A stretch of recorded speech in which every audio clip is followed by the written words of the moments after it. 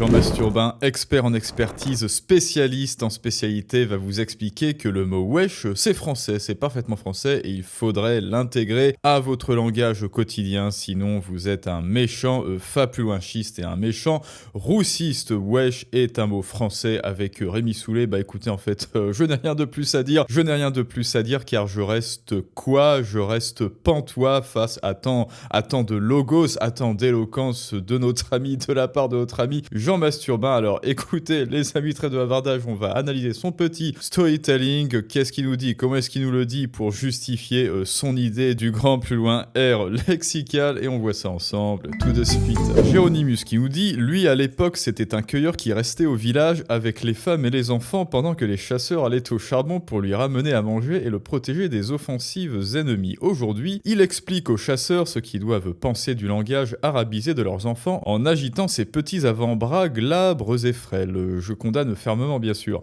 Le mot wesh est un mot français et il faut l'accepter, c'est la réalité. Il faut l'accepter, c'est la réalité, tu n'as pas le choix, Nicolas, déjà que tu te fais disrupter 70% de ton super brut, en plus tu vas te faire disrupter les mots que tu utilises. Elle est pas belle la vie. Les enfants disent wesh, si les adolescents disent wesh et si vos enfants ou vos élèves disent wesh, il n'y a aucune raison de s'en inquiéter, c'est quelque chose qui est parfaitement normal. En fait, aimer la langue française, c'est aussi accepter qu'elle se renouvelle. Le mot wesh est apparu dans la langue française dans les années 80. On sait qu'il vient de l'arabe, en l'occurrence de l'arabe algérien, ou peut-être aussi de l'arabe marocain, sans doute les deux influences. En arabe, le mot wesh est plutôt un adverbe interrogatif. En français, il sert plutôt à souligner des émotions, notamment la surprise. Mais ça peut éventuellement être l'agacement, par exemple. Je suis désolé du retard, mon réveil a pas sonné, wesh. Donc on a vraiment deux mots différents. Il a pu être utilisé dans des chansons, dans des films, dans des émissions de télé, qui ont sans doute contribué à le diffuser.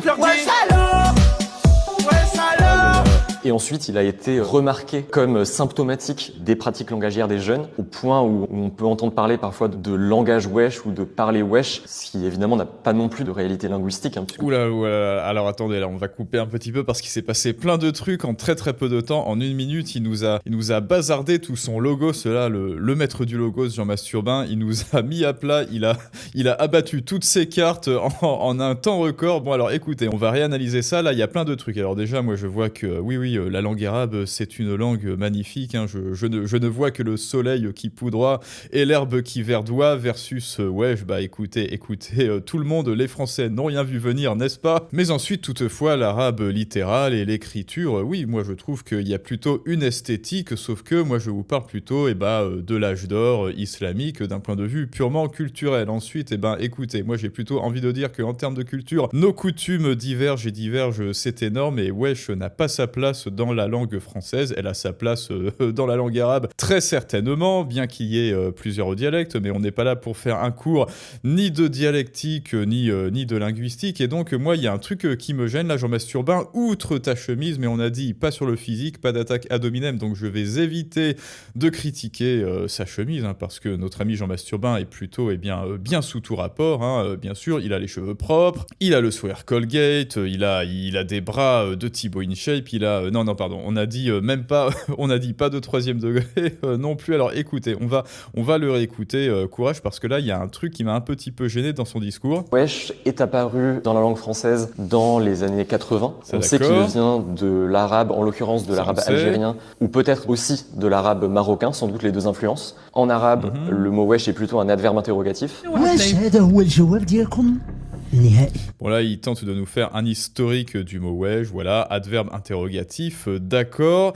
Et en quoi est-ce que cela est censé justifier son importation dans la langue française, dans une langue indo-européenne? On n'en sait rien, parce que là, il fait un petit écran de fumée, un petit détournement d'attention sur la nature, sur la qualification du terme wesh dans la langue arabe. En quoi est-ce que c'est censé appuyer, venir sous-étayer son hypothétique légitimité dans la langue française? Écoutez, si vous le savez, dites-le moi. En français, il sert plutôt à souligner des émotions, notamment la surprise.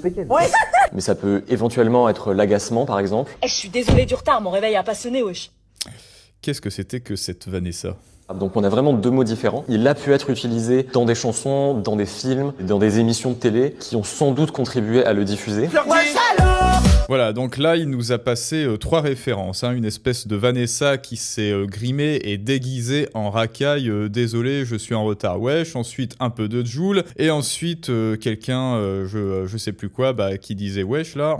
Bah oui, puisque c'est la thématique. Bref, si l'on compare les 3 références sur lesquelles il s'est appuyé, on peut voir qu'il y a des similitudes entre ces quelques références. Alors, sont-elles culturelles? Sont-elles d'un haut niveau intellectuel et cognitif? Eh bah écoutez, c'est à vous de me le dire, mais du coup, en prenant en compte ces 3 références, quel est son argument après? Eh bien, vous allez le voir, sous vos yeux ébahis, il va vous le dire. Et ensuite, il a été remarqué comme symptomatique des pratiques langagières des jeunes, au point où on peut entendre parler parfois de langage wesh ou de parler wesh, ce qui évidemment n'a pas non plus de réalité linguistique. Voilà, ça n'est pas une réalité linguistique, le parler wesh. C'est-à-dire, là, il nous a servi à notre insu, il nous a servi malgré nous 3 références de haut niveau intellectuel, comme on a dit, Jul, wesh, c'est-à-dire 3 références qui s'intègrent, qui s'insinuent toutes les 3 de la culture de la rue, de la culture un peu wesh racaille justement, et là il est en train de nous dire non, ça n'a aucune réalité linguistique, c'est-à-dire ce que je viens de vous passer, ça n'existe pas. Ce que je viens de vous passer, c'est un écran, c'est un écran de fumée, autrement dit, phase 1, je vous livre le réel, voilà, c'est de la culture wesh, c'est de la culture racaille, et ensuite phase 2, je vous dis que la culture wesh et la culture racaille n'existent pas, et que le parler wesh chez les jeunes, ça n'existe pas, il n'y a aucune réalité dans tout ce que je viens de vous dire. Eh ben écoute, merci Jean Masturbin, encore une fois, de nous proposer comme seul argument des contre son camp rhétoriques. Parce que les jeunes ne parlent pas une langue différente, les jeunes parlent français. Wesh! Mais wesh, frère, Hermione, elle a... C'est agressif,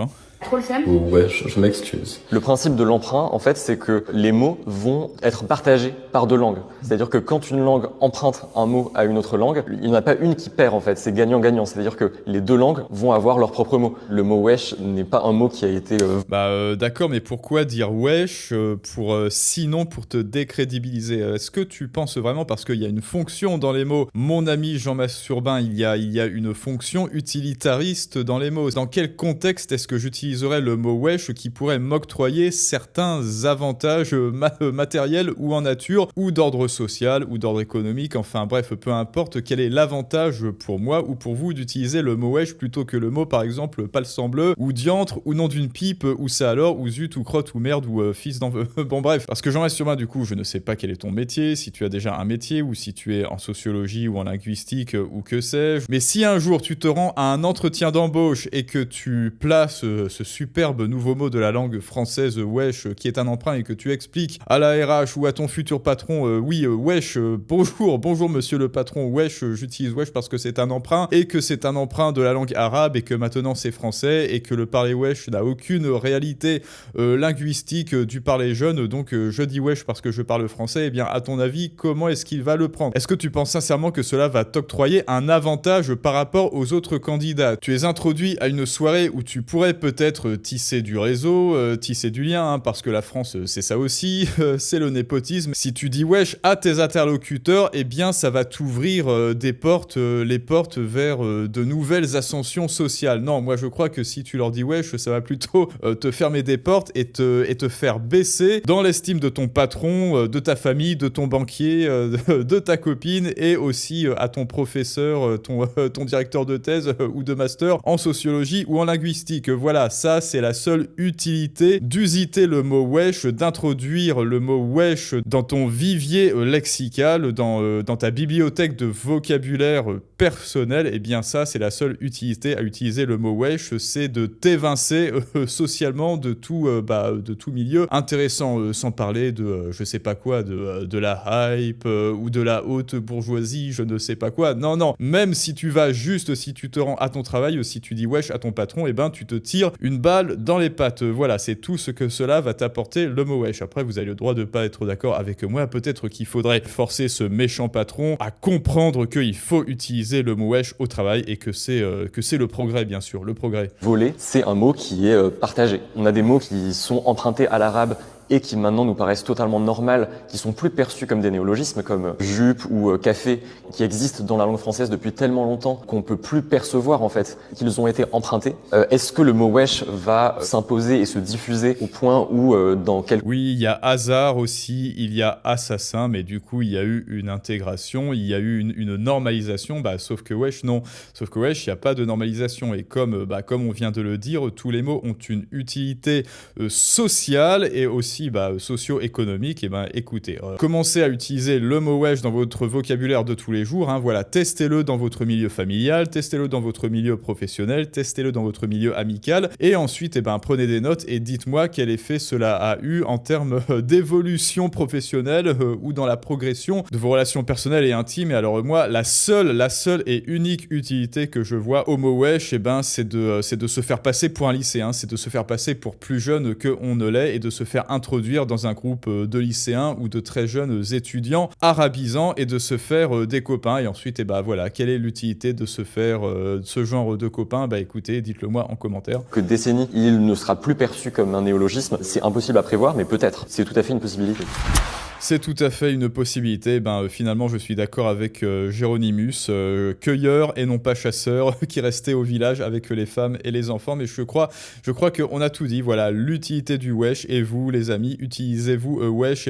Plutôt que d'utiliser wesh, vous le savez. Si vous ne savez pas vendre vos idées efficacement avec les bons mots, les bons termes, le bon vocabulaire, les bonnes tournures de phrases, et sans utiliser le mot wesh surtout, vous le voyez, si vous ne savez pas communiquer votre valeur, votre domaine d'expertise, ce qui vous tient à cœur, Jean Masturbin, ici présent, le fera à votre place et il utilisera le mot wesh à volo et à foison pendant que toi, tu resteras un jour de plus ignoré dans l'ombre avec tes idées. Et pour ça, tu le sais, en solution, il y a la masterclass, les clés de la persuasion, en description et en commentaire. Vas-y, y jeter un œil. Il va bientôt porter le hijab pour leur montrer sa soumission. Non, ça n'est pas un demi, Jean Masturbin, voyons toujours cette virilité exacerbée chez les esprits les plus perméables, effectivement fans de Marlène. Pardon, le petit monsieur pense que les parents ne doivent pas s'inquiéter de l'éducation de leur marmaille, le même petit monsieur qui mettra les siens dans le privé s'il trouve une personne assez folle pour procréer avec lui. Mon gamin dit wesh, il prend une claque directe. Écoutez, et vous les amis, est-ce que votre enfant prend une claque directe si il le dit wesh? Le mien oui, voilà. Comme ça c'est fait. Moi je lui ferai recopier 50 000 fois le nom Palsan Bleu sur une copie, voilà, à la main, à la mano. Et vous, que feriez-vous si votre enfant disait wesh? Je vous laisse me l'expliquer en commentaire. Je vous dis à tous à très bientôt pour un prochain storytelling du monde moderne, mais ça, c'est une autre histoire.